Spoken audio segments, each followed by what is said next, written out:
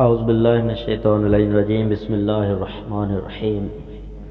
الحمد للہ الذی جعل کمال دینہ و تمام نعمتہ بولایۃ علی بن ابی طالب علیہ السلام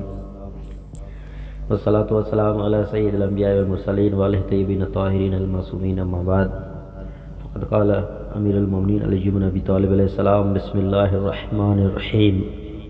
حتی بعث اللہ محمدا صلی اللہ علیہ وآلہ شہیدا و بشیرا و نذیرا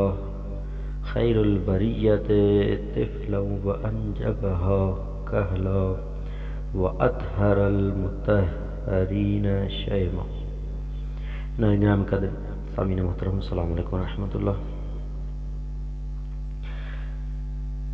درس نہج البلاغہ کا خطبہ نمبر 141 تک ہم پہنچے ہیں۔ اس خطبے میں امیر المومنین نے 12 چیزوں کی جانب ہمیں متوجہ کیا ہے۔ سب سے پہلی چیز کہ نبی کی بزرگی، صفات اور کارکردگی، اور دوسری قریش کو دنیا کی لذتیں اور سہولتیں کب ملی، اور تیسری بعثت رسول سے قبل دنیا اور قریش کا حال، بنی امیہ کا اقتدار، اور چوتھی قریش کا اقتدار غالب اور رہنمایان دین مغلوب اور تلواروں کے زور پر، یعنی تلواروں کے زد پر، آل محمد کا انتقام لینے والا اور بنی امیہ کے اقتدار کی منتقلی، سب آنکھوں سے اچھی آنکھ، اور اس کے بعد جو واعظ با عمل چراغ ہدایت لیے ہوئے اور ہلاکتوں کا پلندہ اٹھائے پھرنے والا،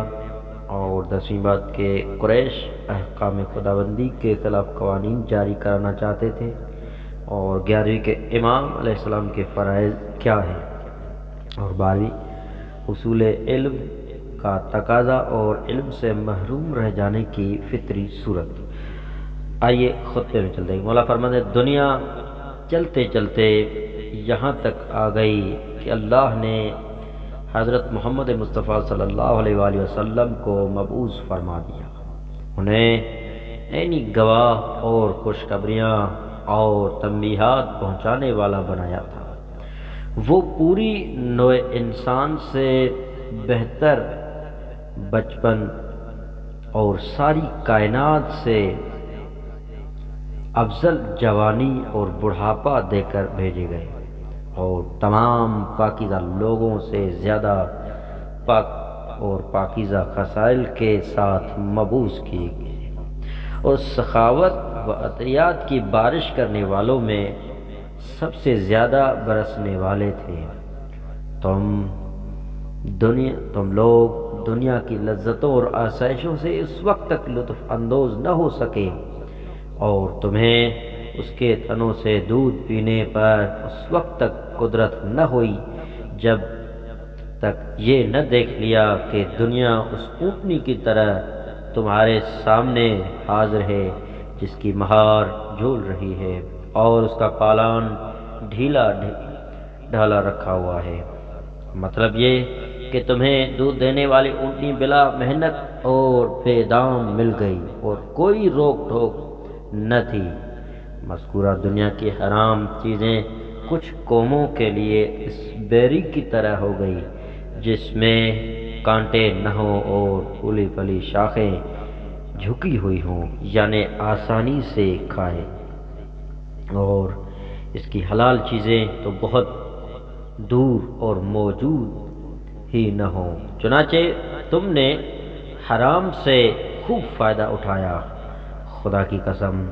یہ دنیا ایک لمبے سائے کی طرح ایک گنتی کے وقت تک موجود رہنے والی ہے، اور یہ زمین اپنے محافظ کے بغیر تمہارے قابو میں ہے،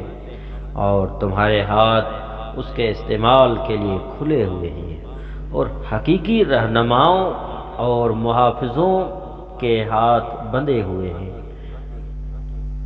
اور تمہاری تلواریں ان رہنماؤں پر پوری طرح مسلط ہیں،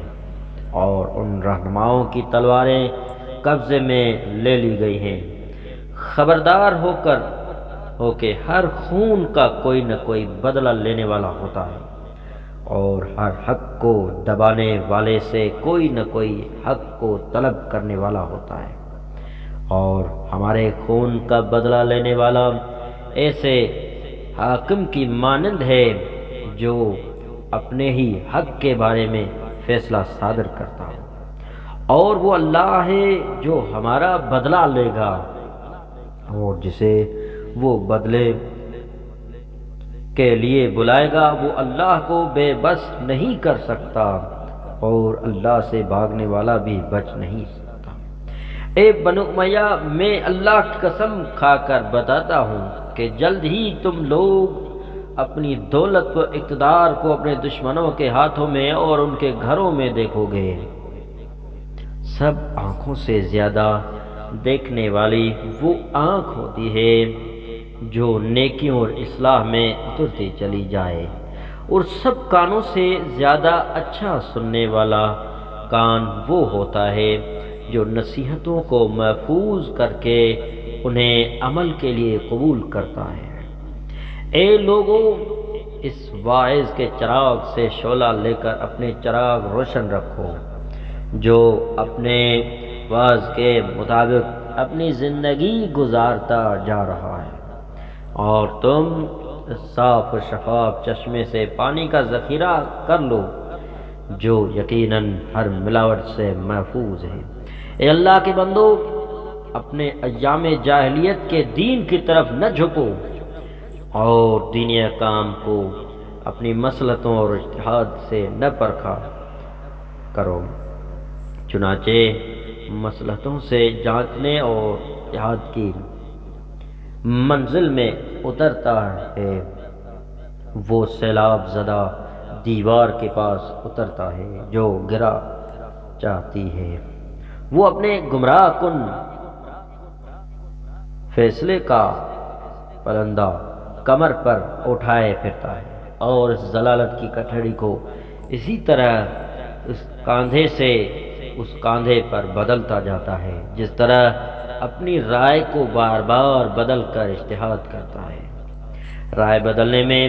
کا مقصد یہ ہوتا ہے کہ اپنی رائے پر کوئی دلیل چسپاں کر دے جو کہ چپکی نہیں ہے، اور اس طرح اپنے اجتہاد کو ذہنوں کے قریب اور قابل قبول بنانا چاہتا ہے جو قابل قبول بنتی ہی نہیں ہے۔ چنانچہ تم اللہ سے ڈرو اور ایسے شخص کے سامنے مجتہدانہ شکوے لے کر نہ بیٹھو جو نہ ان کا تدارک کرے گا اور نہ ہی